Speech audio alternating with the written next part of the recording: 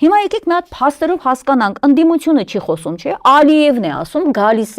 գալիս ենք ոչ թե տանկերով, այլ մեքենաներով, ձեռքներս, գրպանները դրած հասնելու ենք Երևան։ Ես կխնդրեմ, այս վտանգը դուք բարձրաձայնեք։ Նա բառացիորեն ասում է, որ մենք այնտեղ եւ ցիտում եմ, մենք այնտեղ կվերադառնանք ոչ թե տանկերով, այլ մեքենայով։ Այո, ասել է։ Նա ցիտել է,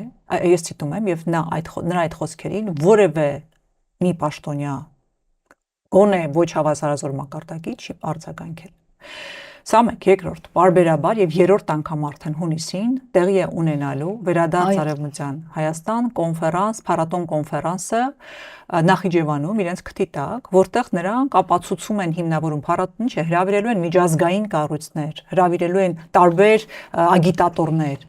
փորձելու հիմնավորել, թե ինչու է դա Արևմտյան Ադրբեջան, եթե Հայաստան ասի կներեք Արևմտյան Ադրբեջան, եւ ինչու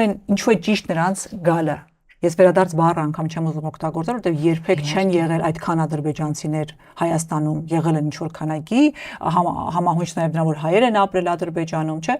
բայց նրանք կարողացել են համոզել միջազգային հանրությանը, որ սա լեգիտիմ պահանջ է։ Լեգիտիմ պահանջը սահմանադրության փոփոխությունը։ Նիկոլ Փաշինյանը հայտարարում էր, որ մենք մեր սահմանադրական դատարանով ցույց ենք տվել, որ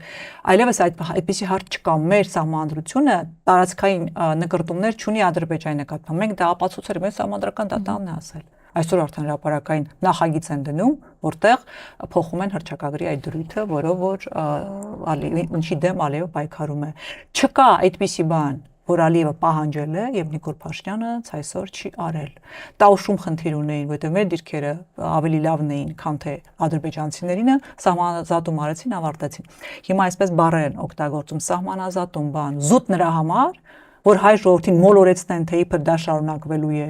եւ 200 քառակուսի կիլոմետրից ավել տարածք, որ օկուպացված է ադրբեջանցիների կողմից, այդ մասին ձենձուն չկա, իբր դրանից հետո է տեղի ունենալու, բայց այդ մարտիկ է տեղ են։ Այդ ինչպես է անելու, որ պատրաստ չլինի, ասել ես դուրս եկեք այստեղից։